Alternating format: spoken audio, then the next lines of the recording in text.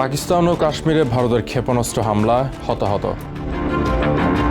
পাকিস্তান শাসিত কাশ্মীরে 9টি স্থানে বিমান ও ক্ষেপণাস্ত্র হামলা চালিয়েছে ভারতের সামরিক বাহিনী। সন্ত্রাসী অবকাঠামো ধ্বংস করতেই এই অভিযান চালানো হয়েছে বলে দাবি করেছে ভারত সরকার।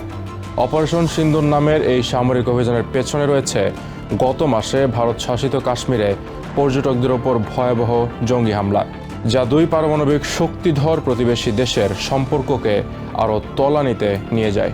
ভারত সরকারের দেয়া বিবৃতিতে জানানো হয়েছে এই হামলা ছিল নিয়ন্ত্রিত, পরিমিত এবং উত্তেজনাবিহীন।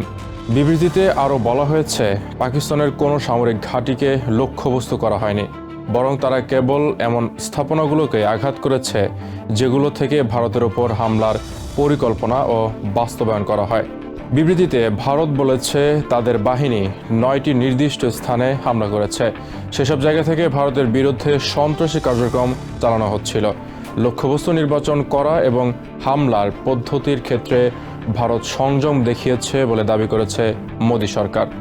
পাকিস্তানের সামরিক বাহিনীর মুখপাত্র লেফটেন্যান্ট জেনারেল আহমেদ শরীফ চৌধুরী জানিয়েছেন, হামলার লক্ষ্যবস্তু ছিল পাকিস্তান শাসিত কাশ্মীরের মুজফ্ফরবাদ ও কোটলি এবং বাহওয়ালপুর এলাকা। তিনি পাকিস্তানের জিও টিভিকে বলেন, এটি ভারতের আকাশসীমা থেকে চালানো এক কাপুরুষোচিত ও লজ্জাজনক হামলা। তাদের বিমান বাহিনী সম্পূর্ণ প্রস্তুত অবস্থায় রয়েছে। পাকিস্তানের উপযুক্ত জবাব দেবে সঠিক সময় ও স্থানে। মুজফ্ফরবাদে রাতভর বিকট বিস্ফোরণের শব্দ শোনা যায়। রয়টার্স জানিয়েছে, এলাকায় বিদ্যুৎ বিভ্রাট দেখা দেয় এবং সীমান্তবর্তী অঞ্চলে সাধারণ মানুষের মধ্যে আতঙ্ক ছড়িয়ে পড়ে। হামলায় ক্ষয়ক্ষতি বা হতাহতের নির্দিষ্ট পরিসংখ্যান এখনও পাওয়া যায়নি।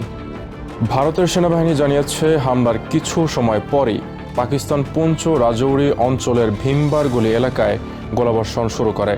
ভারত নিয়ন্ত্রিত কাশ্মীরে এই গোলাবর্ষণের জবাবে পরিমিতভাবে ও উপযুক্ত উপায়ে প্রতিক্রিয়া জানানো হচ্ছে বলে জানায় ভারতীয় সেনাবাহিনী। কাশ্মীরের সাম্প্রতিক উত্তেজনার পেছনে রয়েছে গত মাসে ভারতীয় ও বিদেশি পর্যটকদের ওপর চালানো একটি প্রাণঘাতী জঙ্গি হামলা।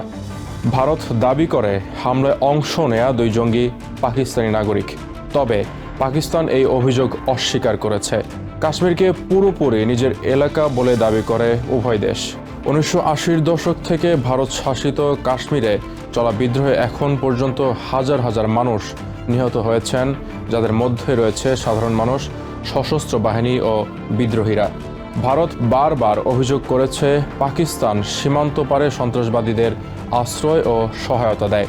পাকিস্তান অবশ্য এসব অভিযোগ অস্বীকার করে আসছে এবং বলে তারা কেবল কাশ্মীরিদের কূটনৈতিক ও নৈতিক সমর্থন দিয়ে থাকে। এই হামলার পর আন্তর্জাতিক মহলে উদ্বেগ ছড়িয়ে পড়েছে। জাতিসংঘ এখনও আনুষ্ঠানিক বিবৃতি না দিলেও ওয়াশিংটন, বেইজিং ও ব্রাসেলসে কূটনৈতিক তৎপরতা শুরু হয়েছে বলে খবর পাওয়া গেছে। তারা 2 দেশের সঙ্গে যোগাযোগ রেখে উত্তেজনা প্রশমনের চেষ্টা করছে।